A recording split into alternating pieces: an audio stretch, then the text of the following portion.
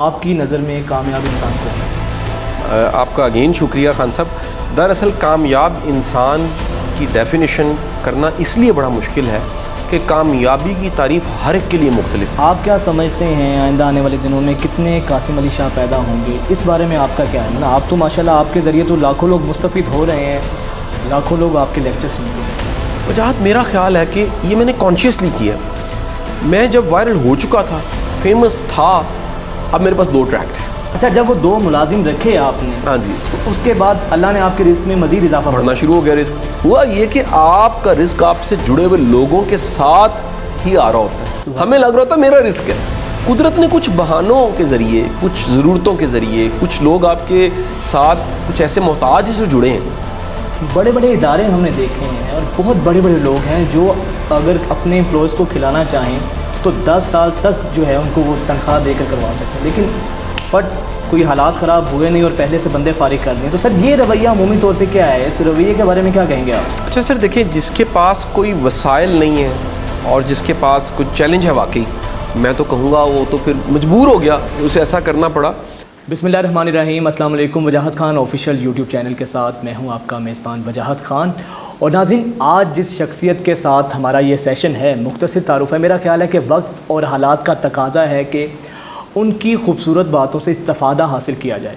میں اکثر یہ ایک بات کہتا ہوں کہ آج کا دور ہے کہ یہ وہ وقت ہے جب ایک ماسک آپ منہ پر لگائیں اور 2 کانوں پر لگائیں. منفی لوگوں سے بھرا معاشرہ ہے اور منفی لوگوں میں ایسے مثبت لوگ بہت کم ہوتے ہیں. تو مقصد یہی ہے کہ ایسے مثبت لوگوں کی باتوں کو آپ تک پہنچایا جائے تاکہ ہم کوئی پازیٹیوٹی ان حالات کے اندر پیدا کریں.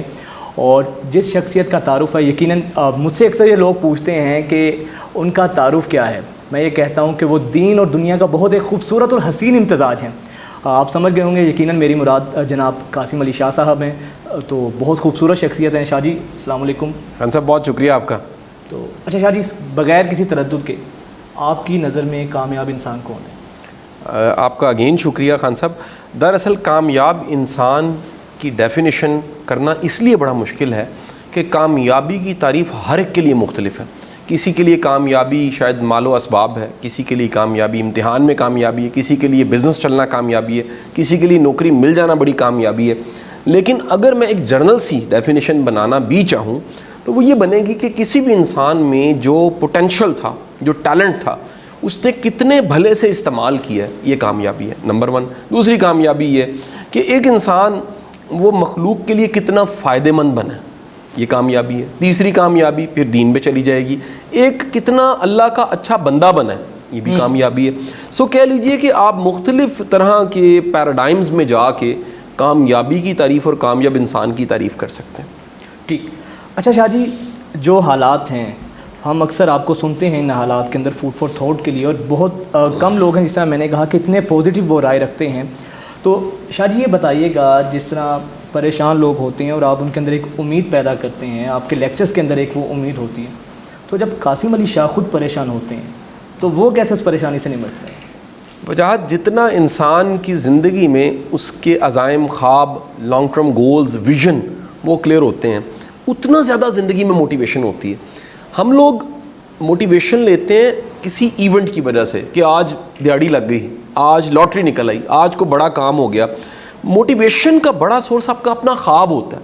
وہ خواب جتنا بڑا ہوگا، رنگین ہوگا، اس کا امپیکٹ ہوگا، وہ جتنا سنجیدہ ہوگا، اتنا آپ کی زندگی میں موٹیویشن ہوگی.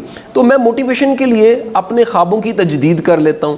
موٹیویشن کے لیے اپنے سے زیادہ موٹیویٹڈ لوگوں میں اٹھ بیٹھ لیتا ہوں. موٹیویشن کے لیے اچھی کتابیں پڑھ لیتا ہوں. موٹیویشن کے لیے ڈاکومنٹری موویز دیکھ لیتا ہوں.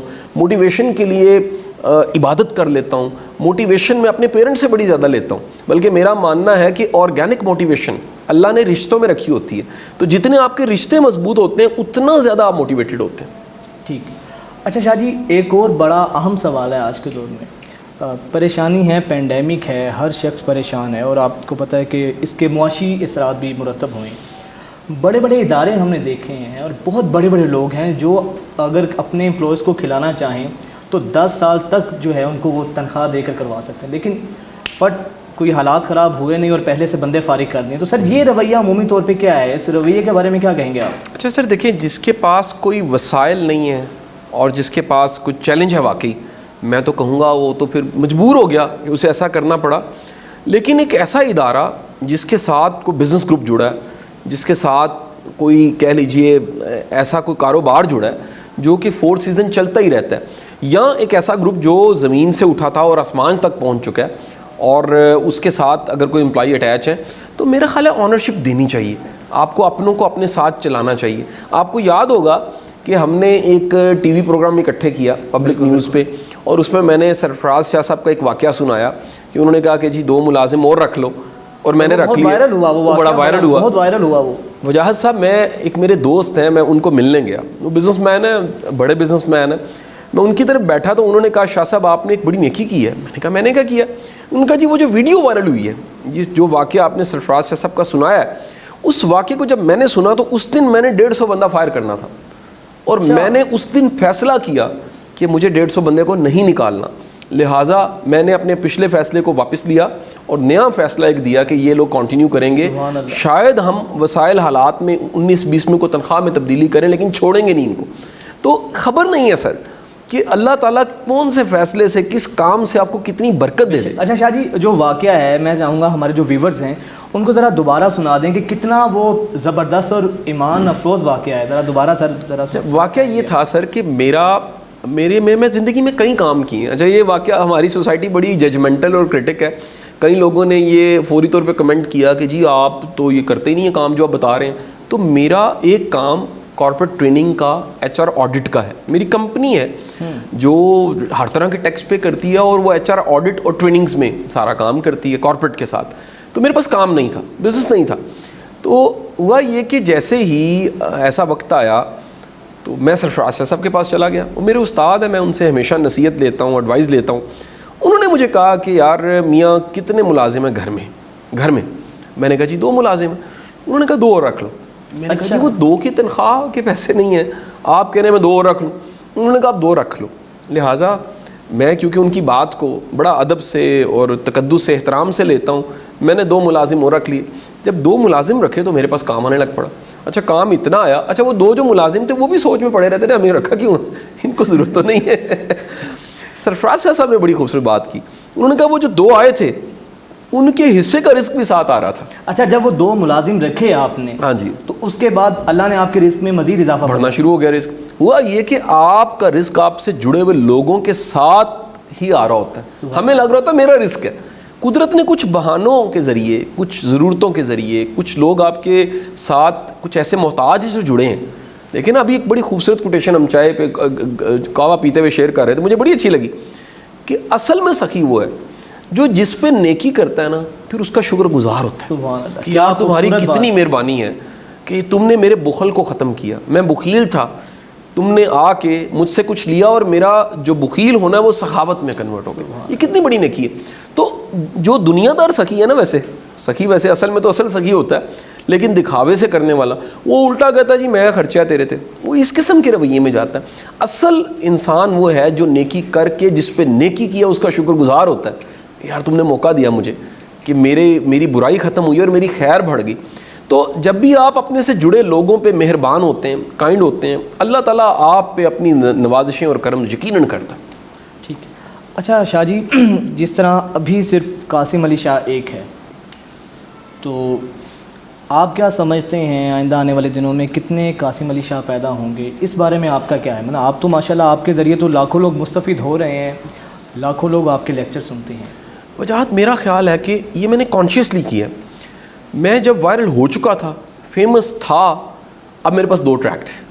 ایک ٹریک یہ تھا کہ میں اس اپنی ذاتی کامیابی اور اپنے فیم کو انجوائے کروں اور اس کو کیش کرتا رہوں, دنیا دیکھتا رہوں. میں ٹریول کرنا شروع ہو گیا, مجھے گیسٹ اسپیکر کے لیے 8 ملکوں سے کال آئی. میں نے 1 سال میں کتنے ملک دیکھ لیے اس سال. دوسرا یہ تھا میں انسٹیٹیوشن بناؤں اور جو کچھ میری زندگی میں خیر آئی ہے اس خیر کو عام کر دوں. میں نے بچوں کو ٹرینڈ کرنا شروع کیا. یعنی اس وقت ہم پہ بڑا شدید کرٹیسزم ہوتا ہے کہ جی کتنے موٹیویشنل اسپیکرز کی فوج آ گئی ہے. بالکل آئی ہے سر. آپ اینکروں کی فوج کیوں نہیں دیکھتے؟ آپ رپورٹروں کی فوج کیوں نہیں دیکھتے؟ آپ کالم نگاروں کی فوج کیوں نہیں دیکھتے؟ آخر کار لوگ غلطیاں کرتے کرتے سیکھتے ہیں. اس وقت غلطیاں ہائی لائٹ اس لیے ہو جاتی ہیں کہ سوشل میڈیا وہ زیادہ دکھتی ہیں. پرانے وقت میں اخبار ردی میں پڑھا جاتا تھا, اب بھی ردی میں ہی جاتا ہے, تو ہمیں پتہ نہیں لگتا تھا کہ غلطیاں کیا ہیں. تو بھائی ہر طرح کے طبقے میں اچھے برے لوگ موجود ہیں. کیا بلیک میلر رپورٹرز نہیں ہیں؟ آپ میں میڈیا کے لوگ ہیں, ہم جانتے ہیں ایسے. کیا ایسے اینکر نہیں جو لفافہ لیتے ہیں؟ کیا ایسے لوگ نہیں ہیں جو بک جاتے ہیں؟ سب جگہ ایسے لوگ موجود ہیں.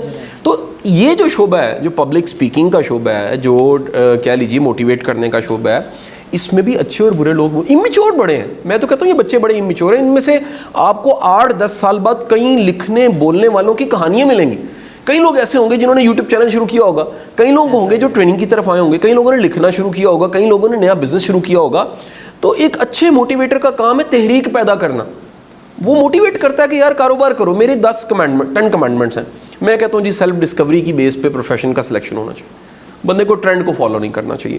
میری تحریک ہے بندے کو کریٹو ہونا چاہیے. میری تحریک ہے بندے کو اپنے ٹیلنٹ کو ڈسکور کرنا چاہیے. میری تحریک ہے کہ اس معاشرے میں عدالتوں کی اتنی ضرورت نہیں ہے, صلح کرانے والے ذرائع زیادہ ہونے چاہیے. میری تحریک ہے کہ ہمیں کاروبار کی طرف رجحان بڑھانا چاہیے. ہم پڑھنے لکھنے کے باوجود کاروباری لوگ تیار نہیں کر پاتے, بزنس پڑھنے والے بھی بزنس نہیں کرتے. پھر میری تحریک ہے کہ ہم جو یونیورسٹیوں میں پڑھا رہے ہیں اس میں انٹرپرسنل سکلز کی بڑی ضرورت ہے. میری تحریک ہے کہ پروفیسر ہمارا اتنا اکوپڈ نہیں ہے, اتنا تیار نہیں ہے, اتنا ماڈرن نہیں ہے جتنا اس کو ہونا چاہیے.